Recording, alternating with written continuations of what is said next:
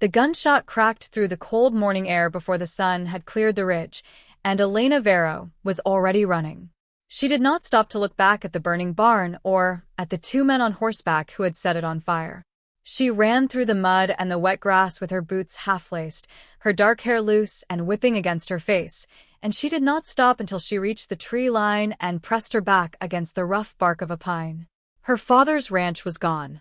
She had known it was coming for 2 weeks, ever since Don Aldrich's men had started showing up at the edges of their property with their flat eyes and their slow smiles. But knowing something is coming does not make it easier when it arrives. Elena pressed her hands against her knees and tried to breathe. A horse appeared through the trees. She grabbed the nearest branch, ready to swing it, and then she saw the rider was not one of Don Aldrich's men. He was lean and quiet-looking, with a worn brown coat and a hat pulled low, and he rode a gray horse that looked just as tired as he did. He stopped when he saw her. He did not reach for the rifle across his saddle. He just looked. "Your barn," he said. "I know," she said. "You need to move," he said. "They will circle back." His name was Cal Ruiz. She learned that 20 minutes later when they were riding north along a trail she had never seen before, one that cut behind the low hills and kept them off the main road. He did not speak much. When she asked him where they were going, he said he knew a place where Don Aldrich's men would not follow. She wanted to ask why, but there was something about the steadiness of his voice that made her hold the question. Elena Vero had grown up hearing about Cal Ruiz. Everyone in the valley had. People said he was the poorest man on the mountain, that he lived alone up near the high pass in a cabin not big enough to keep a dog warm, that he had come to the valley years ago with nothing and had never managed to build more than nothing. Her own father had once called Cal Ruiz a man the world had forgotten to give a purpose to. She had not disagreed. Now she was riding behind him through a cold pine forest with smoke still in her hair, and she noticed that his horse moved without stumbling on a trail she could barely see, and that Cal's shoulders were straight in a way that had nothing to do with pride and everything to do with attention. He was watching the forest the way a man watches something he knows. They rode for 3 hours before he stopped. The trail had been climbing for most of the last hour, and Elena's lungs felt the thin air. The trees had changed. The pines were shorter and further apart, and between them she could see gray rock and patches of snow that the season had not yet taken. Cal dismounted and walked his horse to a narrow stream, and she did the same. "Who are you?" she asked. He looked up from the water. "Cal Ruiz," he said, as if she had not heard it the first time. "I mean, what are you doing out here this early?" she said. "I heard the shot," he said. "I was already coming down." "Why were you coming down?" He was quiet for a moment. "I was going to warn your father," he said. "But I was too slow." Elena looked at him. There was something in the way he said it, quiet and without excuses, that made her chest tighten. "You knew Don Aldrich was going to move." "I saw his men scouting your southern fence 3 nights ago," Cal said. "I should have come sooner." She did not tell him it was not his fault. It was not her job to make him feel better about it. But she also did not look away from him, and he did not look away from her, and somewhere in that silence a kind of understanding settled between them that was more honest than anything polite words could have built. They reached Cal's cabin 2 hours before dark. It was built against a rock face at the edge of a narrow plateau, tight and carefully made, with a chimney flush against the stone, and a door that fit its frame without a gap. Inside it was clean and spare. A wood stove, a table, a shelf of books, a cot, and along one wall a series of hand-drawn maps pinned carefully to the wood. She looked at the maps. They were not maps of the valley or of the territory she knew. They were maps of the mountain, but a part of the mountain she had never heard anyone describe. Ridgelines and passes, and what looked like a wide, flat shelf of land drawn in careful ink, high above everything she recognized. "What is this?" she asked. Cal was starting the fire, and he did not turn around right away. When he did, he looked at the maps the way a person looks at something they have kept to themselves for a long time. "I have been up there," he said. 4 times. "Up where?" "Above the snow line," he said. "Above the last ridge most people think is the top." Elena looked at the maps again. The flat shelf he had drawn was enormous. It sat in the middle of the mountain like a hidden table, ringed by peaks that would make anyone below assume there was nothing beyond them but rock and sky. "How big is it?" she asked. 3 days riding across, Cal said. She turned to look at him. "That is not possible," she said. "I know what it sounds like," he said. "But it is there." That night Elena slept on Cal's cot while he slept on the floor, and she lay awake for a long time staring at the low ceiling and listening to the wind move around the rock outside.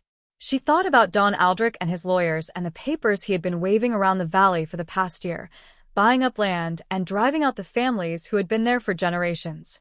She thought about the maps on Cal's wall. In the morning she made coffee on his stove because she could not sleep past first light. When Cal woke, he accepted the coffee without surprise, as if he had always known she would be there making it. "Tell me about the shelf," she said. He sat down across from her, and he told her. He had first heard about it from an old man in the valley, a miner who had spent 40 years on the mountain, who spoke near the end of his life about a place above the clouds where the land opened up green and wide, fed by rivers that came from some source no one had ever found. Cal had thought the old man was confused. But a year later, he climbed past the ridge everyone treated as the mountain's end, and he found the pass. The pass was narrow and dangerous, and the climb to reach it would turn most people back. But on the other side was exactly what the old man had described. Wide flat grassland above the cloud line, rivers running clean and cold through green meadows, and ruins. Old stone structures built in a style Cal did not recognize, half covered in grass and moss, like something a civilization had left behind when it moved on. "Ruins of what?" Elena asked. "I do not know," Cal said. "But they are well made. Whoever built them knew what they were doing." Elena looked at her coffee. "And no one knows this is up there." "No one who is still paying attention," Cal said. "Don Aldrich does not know. The territory surveys do not reach that high. It is not on any official map." She looked up at him. "So it belongs to no one." "It belongs to whoever gets there first and knows what to do with it," Cal said quietly. Elena set down her cup. "How long to reach the pass?" she asked. 3 hard days, Cal said. "The last part is a climb. But the horses can make it if they are good horses." She looked at his gray horse through the cabin window. "Yours is good," she said. "Yours is better," he said. They left the next morning with 4 days of supplies and a rifle each. Elena did not ask Cal why he was willing to take her. There was a code in Cal Ruiz that had nothing to do with what he owned or did not own, and it operated whether or not anyone was watching. The first day's climb was through steep pine forest and loose rock slopes that tested the horse's footing. Cal led without hesitation. Elena rode close behind and watched the way he read the mountain, choosing paths that were not obvious but always turned out to be right. She began to understand that his knowledge of this mountain was not the knowledge of a poor man who had nowhere else to go. It was the knowledge of a man who had chosen this place deliberately and learned it word by word until it became a second tongue. On the second day, the weather changed. Clouds came down fast and the temperature dropped hard, and for 4 hours they rode through fog so thick that Elena could barely see Cal's horse 2 lengths ahead. She kept her eyes on the gray shape of his coat and trusted that he could see something she could not. He stopped once to check the compass in his shirt pocket and look at the rock face beside the trail with deep concentration. "Are we still on the right path?" she asked. "Yes," he said. He pointed to a mark on the rock face, a small V-shape chipped into the stone at eye level. "I made these on my first trip up," he said. "So I could find the way back in weather like this." She looked at the little carved mark. Years of wind and rain and freezing had not taken it. "You planned for this," she said. "I planned for most things," Cal said simply. That night they made camp in a narrow shelter formed by 2 leaning boulders, and Cal built a fire small enough to stay hidden, but hot enough to warm them. Elena sat close to it and thought about all the things people in the valley said about him. Too poor to matter. Too quiet to notice. A man the world forgot to give a purpose to. She thought about how completely wrong they all were. On the 3rd morning the clouds were below them. Elena stepped out of the bedroll and looked down and saw a white floor of clouds stretching across the whole valley like a second ground, and above it the sky was a color of blue she had never seen before, hard and clear, and so bright it was almost painful. The air tasted different up here, clean in a way that carried a faint sweetness she could not name. "There," Cal said. He pointed up and to the left. She looked and saw the pass. It was a narrow cut in the ridge, no wider than 2 horses side by side, with walls of dark rock rising steeply on both sides. It did not look like a gateway. It looked like the mountain had made a small mistake and left a gap it did not intend. The climb to the pass was the hardest hour Elena had spent on a horse. The trail rose at an angle that made her weight shift dangerously back, and twice her horse scrambled and found its footing only at the last second.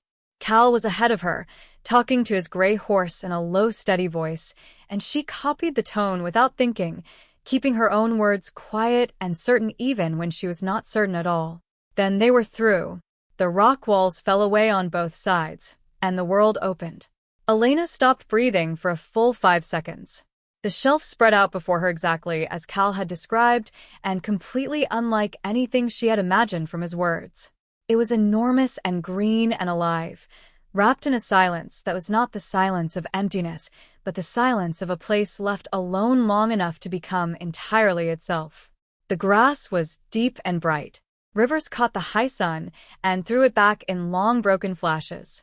Ruins rose from the meadow in calm gray lines, old stone walls draped in green, structures that had clearly once been buildings, grouped in a pattern suggesting a community. A life lived here above the clouds. Cal pulled up beside her and let her look. "I told you," he said. "You did," she said. Her voice came out quieter than she intended. They spent the rest of that day exploring the shelf. The ruins were extensive and far larger than Cal had fully charted on his previous visits. Elena found a circular structure near the largest river that still had 3 walls standing to head height, with carving along the upper stones in a language she could not read. The carving was precise and clearly purposeful. Whoever had done this work had cared deeply about it. "They were here a long time," Elena said, running her fingers along the carved stone. "Generations, at least," Cal agreed. "The building methods changed between the older structures and the newer ones. You can see it in the way they cut the stone." She looked at him. "You studied this." "I read everything I could find about old mountain civilizations after the first time I came up here," he said. "I wanted to understand what I was looking at." She thought about a man sitting in a small cabin on a mountain reading books about stone carving and ancient building methods, preparing to understand something no one else even knew existed. It was such a private and particular dedication that it moved her more than she expected. That evening they made camp near the largest river, and Cal caught 2 trout with a line he had brought and cooked them over a careful fire, and they ate in the long, slow light of a mountain evening with the ruins around them and the clouds far below. "Don Aldrich can never know this place exists," Elena said. "No," Cal agreed. "But other people could come here," she said. "Good people. Families. The ones he is driving out of the valley." Cal was quiet for a moment. "I have thought about that," he said. "It would take organizing and trust, and someone who knows both the valley and the mountain well enough to hold it all together." Elena looked at him across the fire. "It would take 2 people," she said. Cal looked back at her. There was something careful and honest in his expression that she had come to recognize as his version of deep feeling. "It would," he said. They were married 3 weeks later in the valley, in a small ceremony that surprised almost everyone who knew either of them. People talked as people do. They said Elena Vero had lost her mind, marrying the poorest man on the mountain. They whispered about it over fences and in dry goods stores, and they watched the 2 of them ride north together on a gray horse and a brown one, with something private and certain between them that the watching people could not quite identify. What the watching people did not know was that the 2 of them were riding towards something that no land deed and no powerful man in the valley could take from them. They rode toward a place where the sky sat close to the ground and old stone walls held centuries of human care in their carved faces, and where the families Don Aldrich had spent a year destroying were about to find that the world had a higher floor than anyone had told them. The cloud shelf waited above them, wide and still and green, full of the particular silence of a place that has been saved for the right moment. Cal knew every stone of the path. Elena knew every family that needed it. And between those 2 kinds of knowing, Something was being built that would outlast every fire and every false signature on every deed, built the way the old stone walls had been built, carefully, by people who intended it to last. Elena looked up at the ridge as they rode, at the narrow cut of the pass barely visible against the blue, and she felt something settle in her chest that she had not felt since before the fire. It was not peace exactly. It was readier than peace. It was the feeling of a person who knows precisely where they are going and why, and who has chosen the right person to go there with. Cal did not look up at the ridge. He already knew what was there. He looked at Elena once, briefly, with a quiet expression that held more warmth than most men managed with 1,000 words, and then he looked back at the trail and rode on, and she rode beside him, and the mountain held them both in its cold and knowing silence as they climbed toward the secret kingdom in the clouds.